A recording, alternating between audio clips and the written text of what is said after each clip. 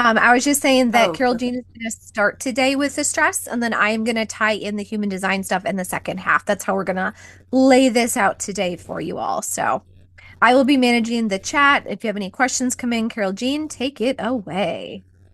We know that stress isn't what you think it is. And trying to manage it is a waste of energy. I honestly say, when people say managing stress, I kind of laugh. Because if you haven't first discovered why you respond the way that you do, all you're doing is band aiding a gushing wound, essentially. And the challenge here is it isn't just cortisol spikes or fight or flight. Stress is more than that. We know and we hear these things all the time. We're trying to manage stress, and that is truly just a waste of energy because we have to know why we respond the way that we do, right? And we have these common stress beliefs. Like I said, it's that fight or flight, those things that we know. It's like, we have the cortisol spike, right? Yes, that's absolutely true. It's the also cortisol, it slows down our digestion. We know this. We know it disrupts our emotional control and moves us out of our prefrontal cortex where we make like good executive decisions, and it moves us into our I'm going to protect myself brain, as I call it, our safe brain. And yes, all that is so true. But cortisol is also the key to waking up alert and ready for your day in the morning. Stress is not inherently bad. Stress is subjective. Stress is absolutely subjective. It is unique in how each person responds. Because stress isn't about how you respond, it's about why you respond. And the roots of your stress response begin as early as age 4. My research has gone into this in depth with women when we look at stress, burnout, and well being. And this has been with over 1,000 women, and we looked at over 30 well being points in the study. And there are 3 layers to this study. And as we kept going from conscious to unconscious to the body and the somatic approach to really find out how are women responding to stress, we discovered that there are 6 roots to well-being. We have at the top, like the most core big partners, and they go simultaneously hand in hand. It's self-trust and internal emotional safety. I hear women say a lot, I don't know why I feel this way. Like everything is going my way. I just feel like I'm holding my breath still, you know? And when we look at these roots of well-being and we're like, well, why is this starting at 4? What's actually happening when we're 4 years old that starts to make an impression and alter the way that we experience stress? And it comes through the messaging in our environment. Why are you doing that? That's weird, or that's not the right way. This is how we do it. Stop crying. You're not bleeding. Get up. Don't be so sensitive. You wear your heart on your sleeve. No one else got upset about that. This is taking you way too long. You are going about this the wrong way. We hear those messages and we begin to internalize those as very young people, not on a cognitive level, but on a safety and survival level. And we go, oh, I can't trust my own experience because people are telling me, giving me feedback, I'm doing it wrong. That's not right. How I'm experiencing something might not even be the way other people are experiencing it. And they're responding in a way that I feel like I'm wrong or this is broken. And all of those experiences in childhood follow us into adulthood. And how stress was policed or discouraged when we got upset. How did the world respond to that? How did we learn by example from those around us how to respond to certain types of stress? How did validation or invalidation shape your internal coping and emotional regulation? Because our early environment programs how we process stress today long before we were ever aware of it. And so that self-trust, that internal emotional safety. The second one that comes in is belonging. And it's not just belonging externally to other people, but it's, I feel like I belong here to myself. I feel like I belong within my own self.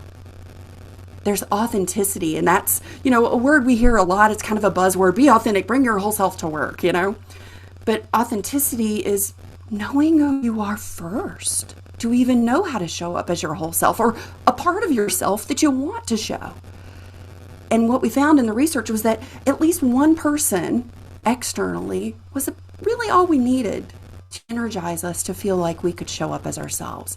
But what was most draining, what impacted our well-being as women the most in this study, showed that authenticity, being able to say, I know who I am, good, bad, or otherwise, and I love myself, I accept myself, I know these parts of me.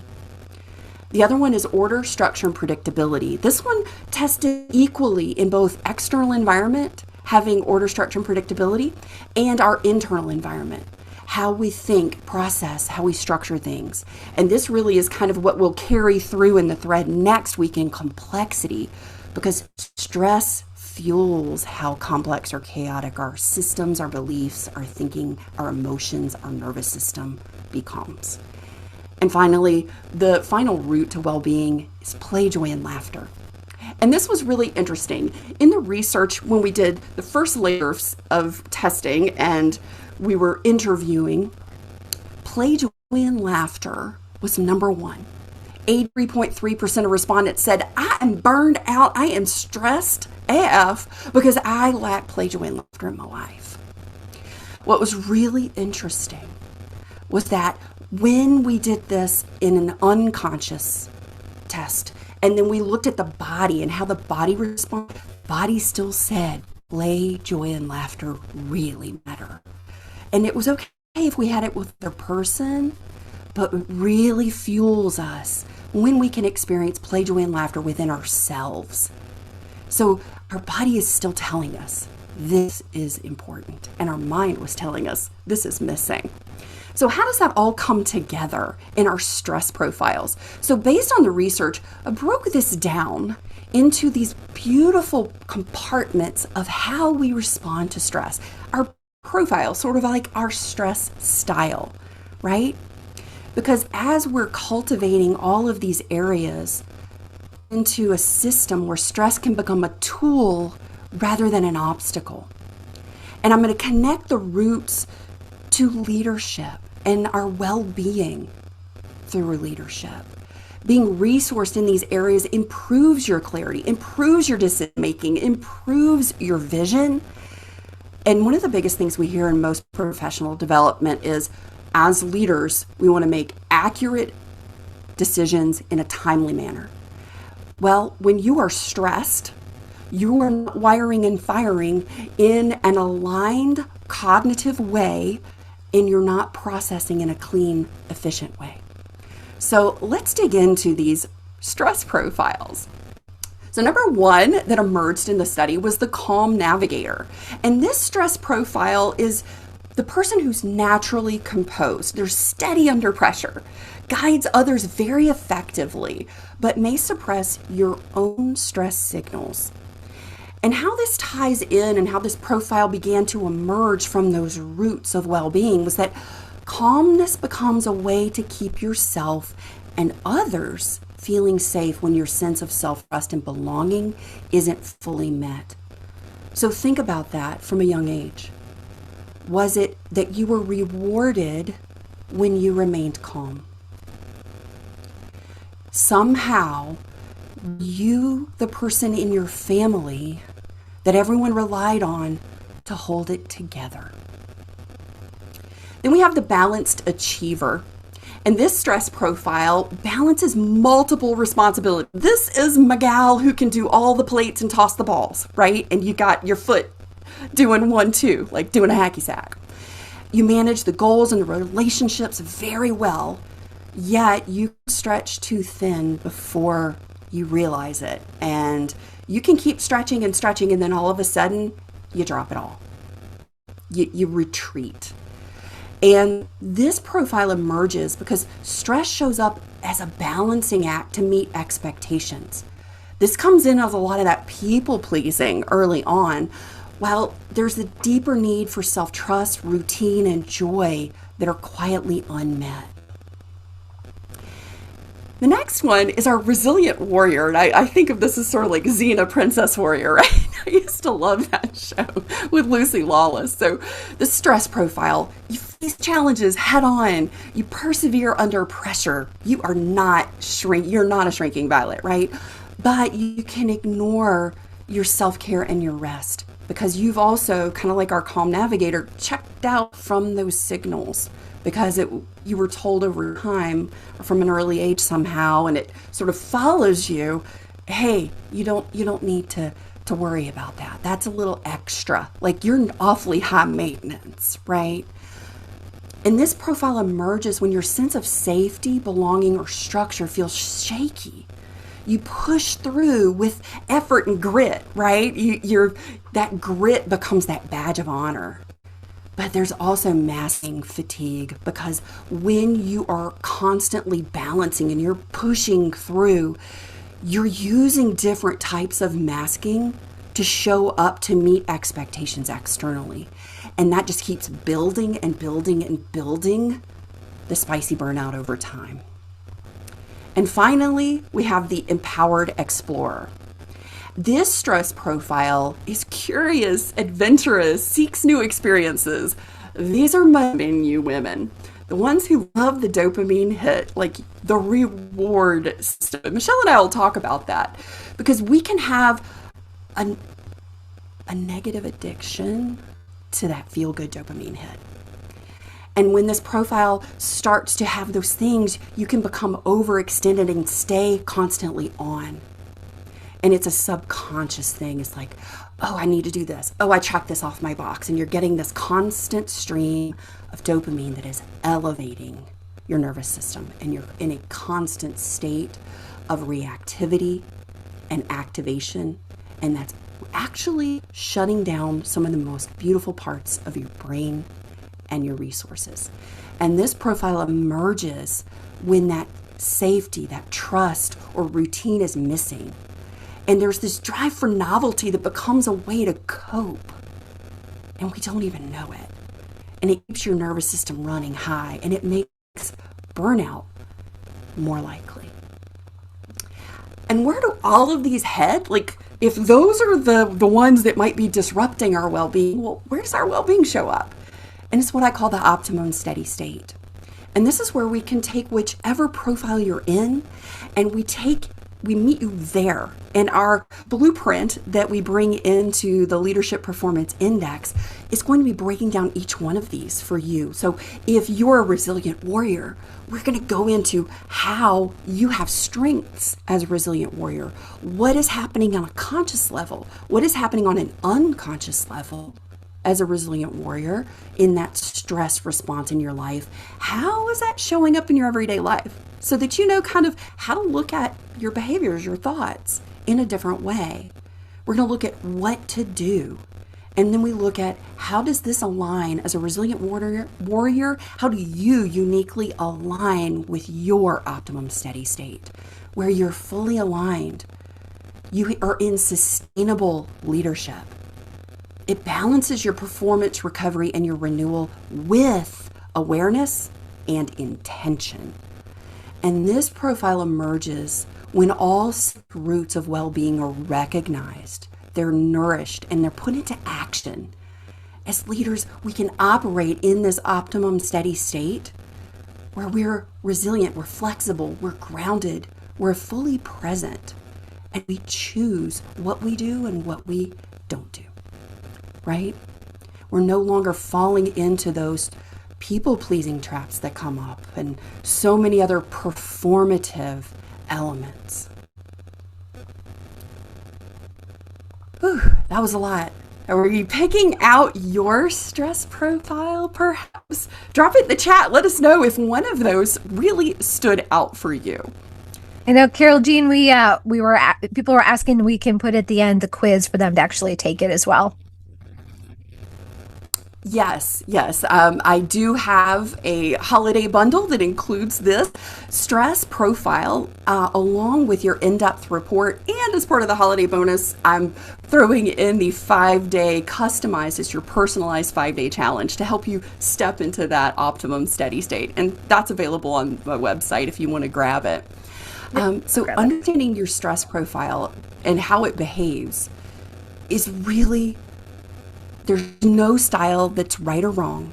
The goal is to understand your current patterns so that you can lead from awareness rather than just reaction. And there's so much that truly, once you know and you have a way to sort of label, like put a category on how things are showing up for you and just understand it, because all that's doing is saying, hey, I'm giving you a place to start. And then where you go from there, we've got a clear step-by-step trajectory. But to truly transform stress, right? Because we're not always sure what to do or how to do it or what components come together for us. So to truly transform stress, you must understand what drives it and why it shows up in your body, your mind, and your decision making. Because once you understand your biology, your stress style, and your roots of well-being, what Michelle brings in human design adds clarity about how you're created to operate at your optimum steady state.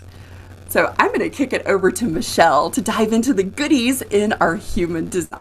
Oh my gosh, Carole Jean, I love that. And it's so fascinating as I have been, learning about all the optimum steady state. Part of me was like, well, wait, what does that look like for me? I wouldn't even know what optimum steady state means, right? And I think that's what I love about like working with you is that when I learned about some of it, I was like, but I still don't know what that means for me. And then you boil it down to like a game plan. And then when I'm learning my human design, I'm like, wait a minute. Now I feel like I have some insight of like, oh, can somebody just give me the answer? Like, just tell me the shortcut, right? And not because we want like the easy button, but because we're just so tired. We don't need one more trial and error in our lives, right? And so when I think of where does stress come out in our chart, right? In our human design chart. And for those of you that are new to human design, it is the mix of astrology, the Kabbalah tree of life, the chakra system, quantum physics, and it really is a science of differentiation. So when you're seeing these little charts to the right, if you've never seen them before, you can get your chart on my website, myvibehumandesign.com. So I forgot to say that in case some people are like, what's human design again? I'm assuming people come into this knowing that, but there you go at the beginning. And so there's about 900 things that I can teach you in your human design chart. And so when we're talking about stress, these are just a few things. There are other things that have to do with stress too, but these are like the core foundation. Okay.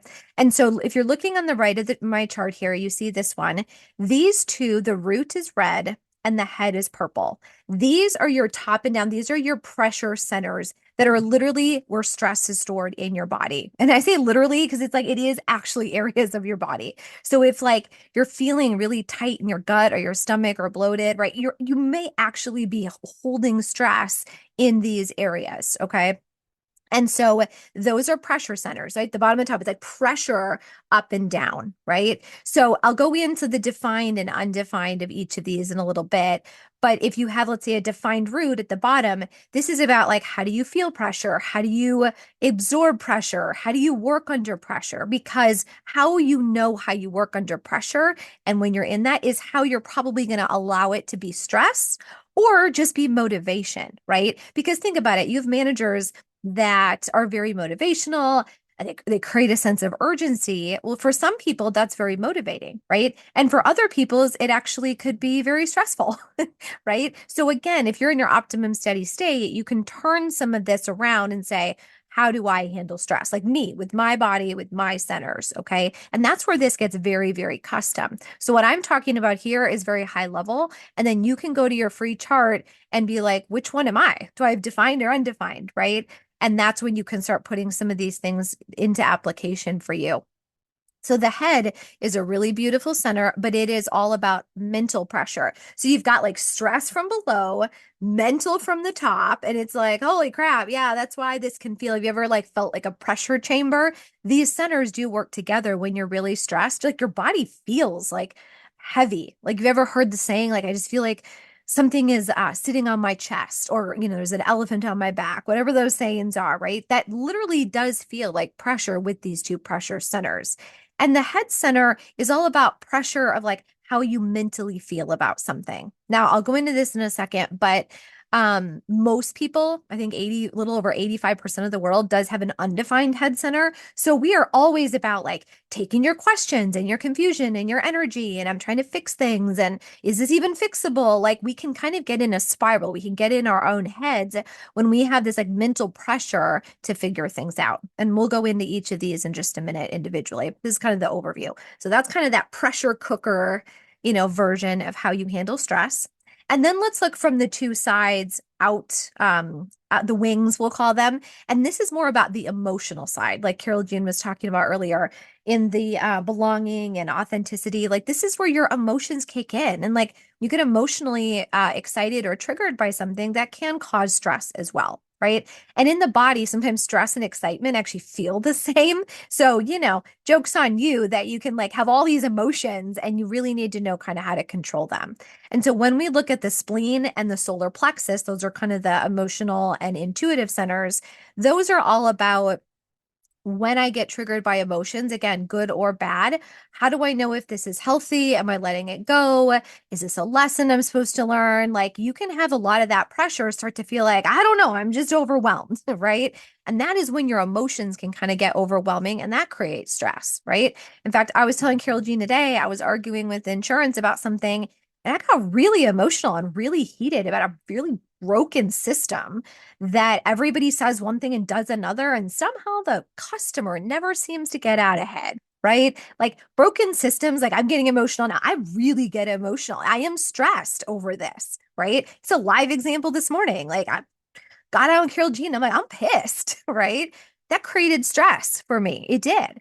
And so it's like, but now I know it. I'm like, okay, Michelle, just calm your emotional center down. Let your root kick in. You have a class to teach in an hour. Everybody needs to see the good side of you, right? Like I can talk myself off the ledge and not let it get in my mental pressure and start really churning for me. Okay. So again, this is still practice. Just because you have awareness does not mean you have the easy button.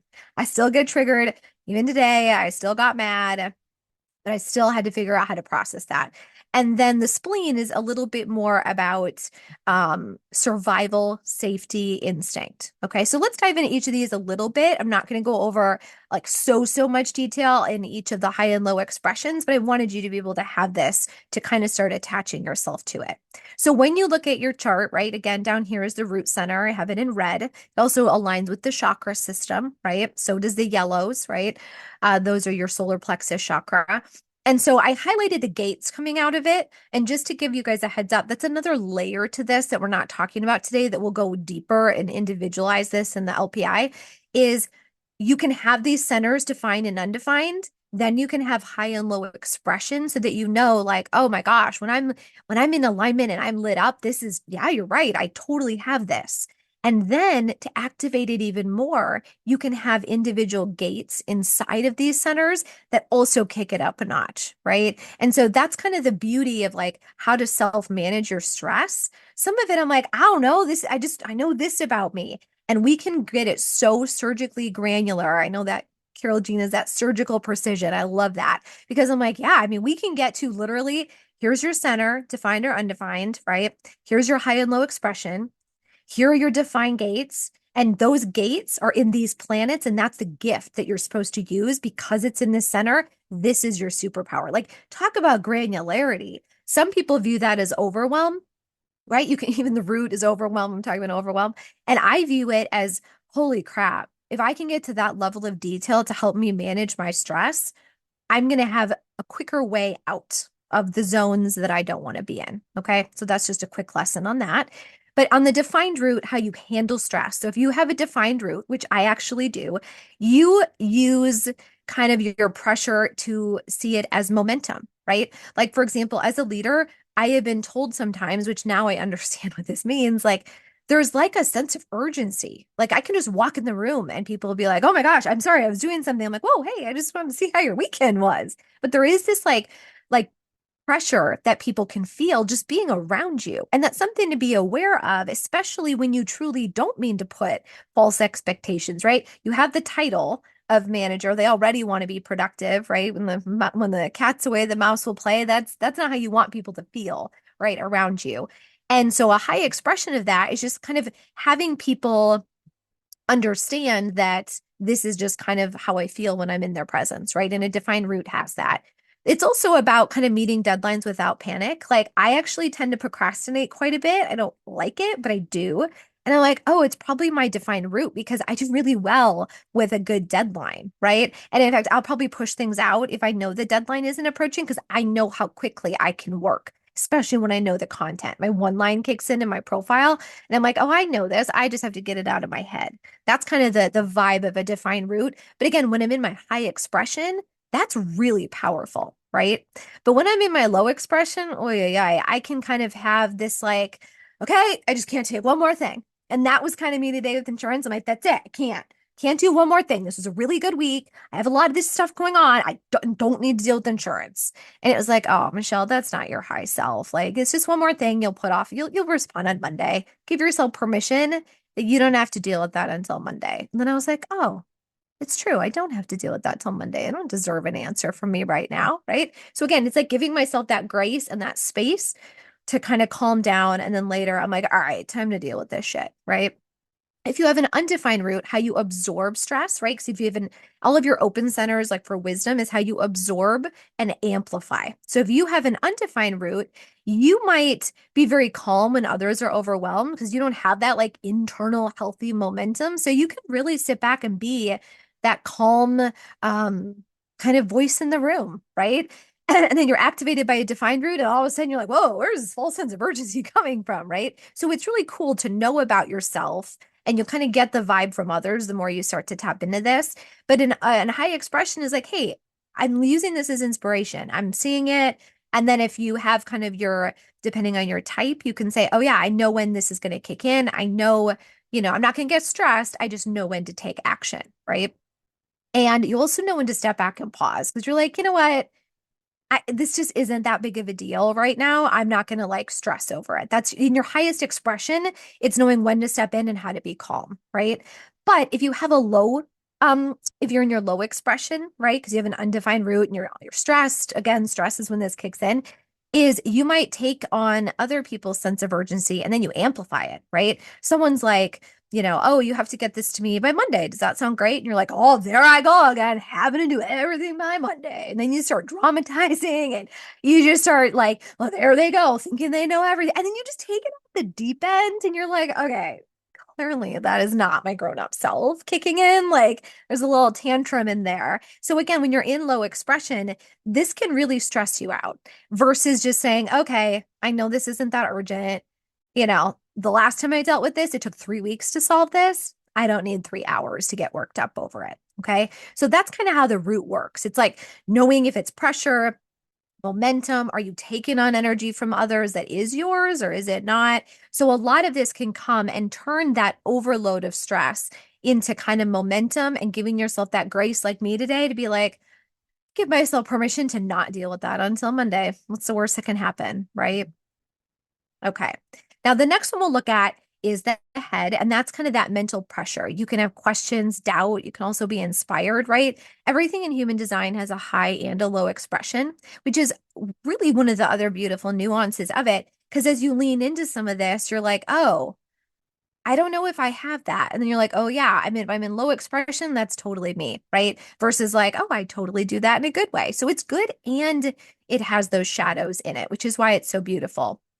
So if you have an undefined head, because that's what most of us in the world have is undefined, we tend to be very open-minded, very adaptable, right? Somebody with a defined head center can actually be pretty stubborn, to be honest, because they just see something and they're like, no, this is just the way it is. And you're like, is it though? I don't think so, right? But somebody who has something they know about in a defined head, they could really come across as stubborn. So again, these are beautiful ways of taking stress. And if you're like, seeing something in a high expression, you're like, I'm very adaptive, I'm open, I'm reflective, I'm absorbing things. But on the low side, you can start to doubt yourself. Or I don't know, maybe I don't know what they're talking about. Why are they thinking this is such a sense of urgency? What am I missing? Like you can start to really doubt yourself and you can kind of overanalyze. And that's kind of where, if you guys, I mean, a lot of us, right? Like 85% of the world, I think, has this in the 80s. And so it's like, oh my gosh, I just start to spiral, right? Your inner ego kind of kicks in and you're like, oh my gosh, now I doubt myself and this and that, and I should respond, I shouldn't. You overthink things. So again, that creates stress because you get into that stress spiral. Okay. And the defined head is very clear under pressure, thinking they can solve complexity, can also be stubborn. They can also try to fix everyone's problems. Like, clearly you can't see this. I'll just fix it for you.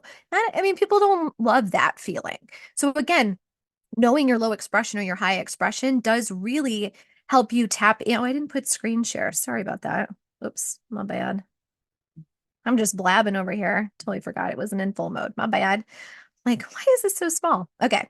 And then the next ones are very emotional, right? From a different perspective, though. So they're kind of the wings on either side. The solar plexus is where you have that emotional waves, reactivity, and you can also have some clarity, right? Because your emotions are supposed to keep you safe. They're trying to tell you what's aligned, what's not aligned, right? And so if you let them kind of take over you, you can get really stressed, like I did today. I got really emotional because I mean, I can't help it, right? It's not like learning these skills makes me less emotional. Nope. I'm an emotional being. I am an emotional projector. This is who I am. It does help you tap into how to not let it get you as stressed as it needs to be. And sometimes you just need to vent or talk it out. So knowing how you kind of have that, like, if you guys have an Instapot where you like release the steam, there's a moment we all have to release the damn steam, right? If you're looking at these pressure centers from the top and bottom and sides, pressure and emotional, no wonder we just feel like the world is caving in on us sometimes. So when you can know these things about yourself, it gives you a level of clarity of how to get out and release that steam quicker. Okay. So if you have a defined solar plexus, your stress looks like emotional clarity with time, right? So like for me, when I'm in my high expression, I'm like, that one's going to wait till Monday. I took my power back. I'm just going to have to figure that out and let things play out. And then it usually works out. And I'm like, oh, I'm glad I didn't jump in and like ruin it by getting emotional, right? Because then maybe they would have gotten pissed at me and done something else back, but I waited, I paused, right? You can also navigate stress with empathy, truth, clarity. You can kind of take that pause, have that emotional perspective. In a low expression, though, big waves, you can get very overwhelmed, right? Like I was just like, I can't take one more thing. I'm stressed. And then it starts to backfire, right? If I had responded early to that email with that guy today, probably wouldn't have gone so hot because I was pretty pissed, right? And that's me just understanding that that does stress me out, and here's how I'm going to handle it, right? And then on the solar plexus, if it's undefined, you're going to take on emotions from others and you're going to amplify them. So if you were around me this morning with an undefined solar plexus, you might have gotten riled up with me because you didn't know any better. You were just like, oh my gosh, when this happened to me, and all of a sudden, now we're kind of spiraling together. You can see how it can fester and feed onto it because if you have an undefined center, you're taking that on from somebody else and it's not yours to carry, right? Like Carole Jean was saying earlier, so much of this stuff that we take on, it's actually not ours. So if we can acknowledge that and kind of look at it from a perspective of like, why am I getting so worked up? This is their problem. And I'm just reliving my hell of something similar. Well, that's not really good for me, right? So again, whether you're relating to somebody or like reliving the moment, it can re-bring up some of those stressors, right? And then a low expression, like we were just saying, like it leads really to people pleasing and burnout because you want to relate to somebody, or you kind of over internalize the stress, or you avoid conflict. None of that really bodes well when you're in that low expression. Okay. And again, low expression comes out when you're just out of alignment and you're burnt out, right? It's like, don't think that some of this is like easy. Some of this is stuff you really can't control. It starts happening, and I believe that human design is a really big piece of that awareness. And it's funny, once you learn things about yourself through your design, you're like, oh, I totally do that. That's totally me. And then when you're triggered, you can be like, oh, there it is again. There goes my emotional center taken off. And so those are beautiful moments of awareness that you can kind of go through. And then on the spleen, you can see like your actual spleen center, you can see all of the different kind of gates that come out of that, right? So you can see how this pressure and all these gates start to really spread, right? Think about it in your body where you can feel these emotions. And so the spleen center, when you're stressed, it's really about fear, alertness, safety, right? It's kind of that animal instinct, I kind of call it. So when you're stressed and you have a defined spleen, you can have a very strong intuition, right? You can feel very safe. Like I have a defined spleen, and sometimes I can be a little bit, when the kids were little, a little bit of a bubble wrap mom. Because I'm like, don't go up there. You could fall and die and break your neck. Well, that was my spleen kicking in, knowing that that could happen. And my ex-husband would be like, what are you talking about? I'm like, you know, kids can fall from heights places. I'm not saying anything stupid, but it never occurred to him that like a kid could fall off of something, right? Like in his like instinct, he was just sitting back, watching the kids play on his phone. I was like, oh my God, they're going to fall and die. So again, very dramatic, but sometimes these things do kind of kick in when we have like a defined spleen. You know how to respond with clarity, stay present and grounded, right? And the low expression, you can be like, oh my gosh, you can overreact to things. You can take on things that kind of aren't yours. And you can kind of say, I'm fine, right? Even when you're burnt out, because you're like, no, I got this. This is fine. And it's like, kind of like earlier with Carole Jean, like, are you fine or are you fried? Like, really? Or how fine is fried? Like, because you can say you're fine, but you're not, right? And so then in the last one, when you have an undefined spleen, you can really have a heightened sense of awareness around people because you're going to take on kind of the fears and the kind of their intuition, right? You're going to kind of take it on and be like, is that for me? Or am I just like overreacting because of who I'm with? And so that's when a lot of times when you have undefined centers, who you're with, the environments you're in physically and with people, right? Even with animals, right? Like if you're around animals that like make you scared, your spleen's going to kick in. You're not going to feel good, right? That's kind of how that reacts. And in a low expression, you can kind of cling to what feels familiar for you, even if it's harmful, because you just would rather feel safe with something that you feel comfortable with than going out into the unknown. That just feels a little too scary. So again, depending on how you have these centers defined or undefined, gives you a lot of insight into like, oh, I have a defined this and this is how I act when I'm in kind of my not self, right? So you can see how this is powerful. And it's powerful to learn it like this, but the real power is when you start learning just about you, not everybody else, not the whole thing, not all the gates, like really just going deep on, okay, I have an undefined center and these two gates, and here's what it means for me. That's it. I don't need to know the rest of the world. And then eventually, when you start to learn some of this, you can like learn from others of like, ooh, I bet they have a defined route because I'm feeling the pressure, right? Even if you play games with yourself, you can know how you respond to other people. So, really, really powerful information, kind of when you can put it all together. So, when we go through the leadership performance intensive, we really like to say that the transformation starts, internally and moves out. And that's really about restore, recalibrate, reclaim, and renew, right? And then there's other things around it, like we were talking about, like rewards and all these external factors, but you have to start with knowing yourself. And so today, when I was really thinking about what does this look like, putting it through the 4 R's, right? Because that's sometimes how it's like, okay, does it pass the sniff test? Am I doing this to balance and recharge myself? It kind of looks like this, right? The root is all about restoring your baseline so that you stop kind of that sense of urgency. You kind of know when you got to jump on things. There are days you just got to jump on something and do it, get it over with, right? Don't save it till later. But that is about restoring yourself, is knowing kind of when to kind of take that step back. In your head, it's all about recalibrating. is this pressure for me? Is this doubt for me? Or am I just kind of spinning out of control? How am I supposed to recalibrate that? Like, I would say I recalibrated this morning when I got really pissed at insurance. I was like, okay, time to recalibrate. This is not doomsday. You just don't like this shit. Right. And it was like, yeah, I don't. Okay, but I got to get over it. Like I pull up my big girl pants. That's a recalibration, right? But now I know that about my about my centers, so I can be like, "Oh my gosh, here I go again." But at least I can stop myself and regroup before the spiral kicks in. The solar plexus, all about renewing, like, hey, I have to take these emotions. I have to know how to just kind of be like, okay, I'm going to take some deep breaths. I'm going to do one of my, I love my lion's mane mushroom tinctures that I have. Let me get refocused. Let me bring my mind into clarity. Okay, now I feel renewed, right? If I had jumped on an hour ago with you guys, you would have seen me in mad mommy. Mad mommy mode would have been presenting today. You would have felt like my anger, right? Some of it's residual, but my lion's mane mushrooms, I love them. They really help me renew. But now I know that about myself, right? I'm like, take some deep breaths, renew, and you're not going to deal with that till Monday. You're parking that on a shelf. Like I know I've talked about it a lot today, but that's growth for me. Like that is something that I have had to learn, and now I feel like more mature, to be honest, when I handle stuff. I'm like, nope, you're just stupid men that say one thing and do another. You're used to this. Don't over dramatize. You're used to this, right? And then the last is the spleen is just about reclaiming safety, intuition, and just really having that instinctual clarity.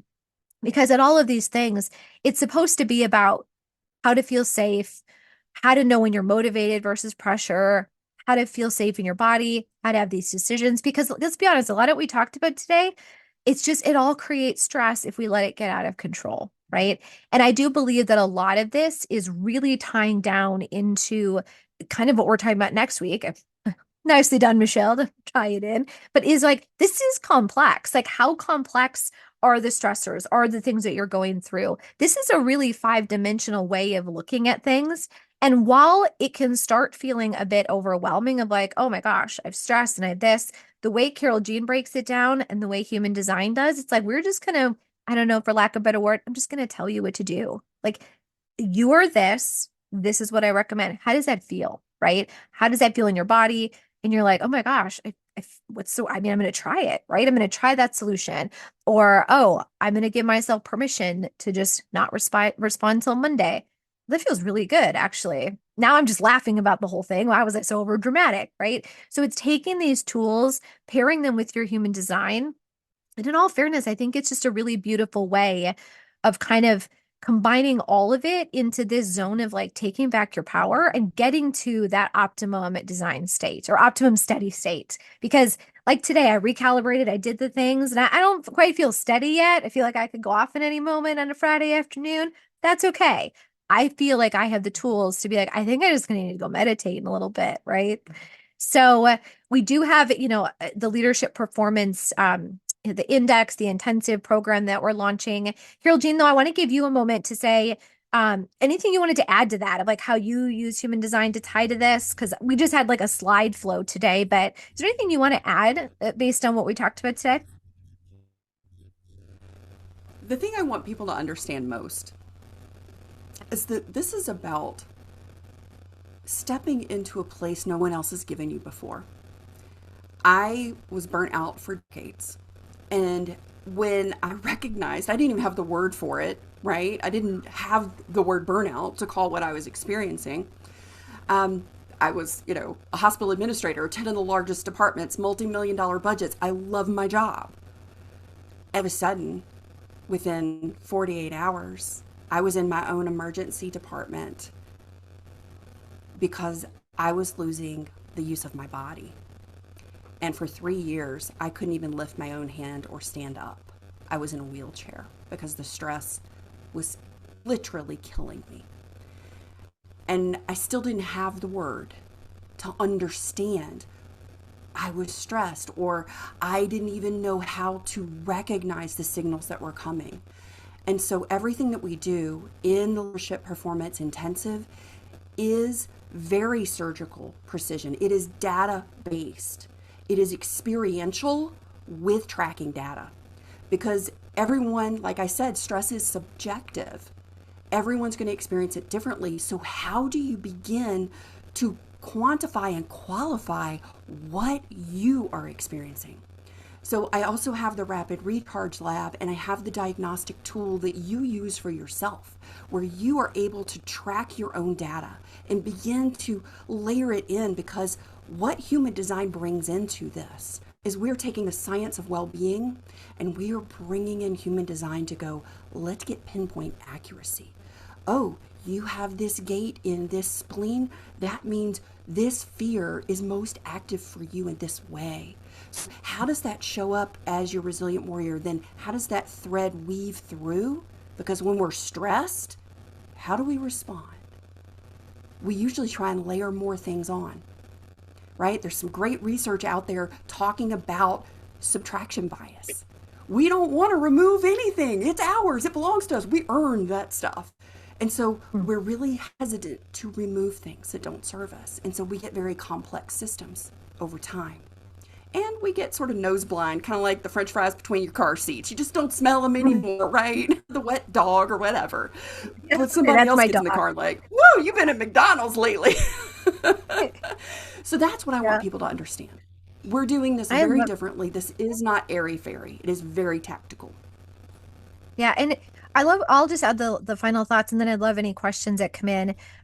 Is the intensive that we're calling it is a very big intake process. Then it's a 2-day intensive where we go through a very deep dive, very specific on all of this. But then the other 2 weeks are really one-on-ones, Q&As. Where are you struggling? Like it's so individualized. And it's interesting because that is what I've been teaching. You guys know I'm teaching human design classes every Tuesday.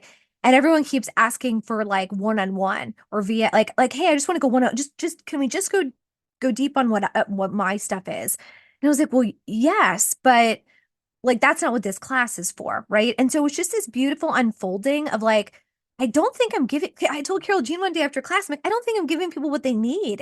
Like they want to go deeper, and I don't know how to do that. And that's really where this intensive came out is like if you're ready to go deep, I could teach you human design till you're blue in the face and we can go deep for hours and days. But if you don't attach that to something you're using it for, I don't feel like it's the transformation you could have. And that's to me why we created this of like, hey, we will teach you all of this, but like you probably learned a lot today about stress, but now how do you attach it to you? And that's kind of the white glove and the VIP stuff that we're like, you know what? I think people want more. And this is why we're offering it that way. So these classes, I want to teach you all the things so you can take it and use it. But I've had so many people be like, I need help, teacher. Will you like, do you have office hours later? Do you have this? And so that's why some of this was born. And if that feels aligned, we'd love to go deeper with you. And next week, we're going to talk about complexity because, again, another layer to this. But if you're like, wait, I want to learn just about me for a moment, then that's kind of what we're calling you into the LPI with us so that we can go deeper and have that exclusivity. And that is what we're covering next week, right? Carole Jean is the complexity. But we have about Yep. 6 minutes left. Are there any questions that you guys have about what we talked about today, about the leadership intensive? We put the link in the chat for you to look at. But please join us the next 2 weeks as well and just keep going on this journey with us. And then you'll know if you're like, I'm ready to go deeper. I want to know all about my spleen. Do I have a fear of death or the past? Which one's mine? And we'll be like, oh girl, here we go. Like, thank God I don't have fear of death. But like some of mine, I'm like, that sounds dark. Like, but then when you look at it and you really go deep, like that's when we can go one-on-one or in a small group with people that we all talk this out and you're like, oh my God, I have that too. And then it's more conversational versus like Carole Jean and I teaching at you. It's like, let's talk through some of this. What is coming up for you, right? And that's stuff that we don't right now have time to go on in like class settings. So I'd love to open it up for any questions or feedback.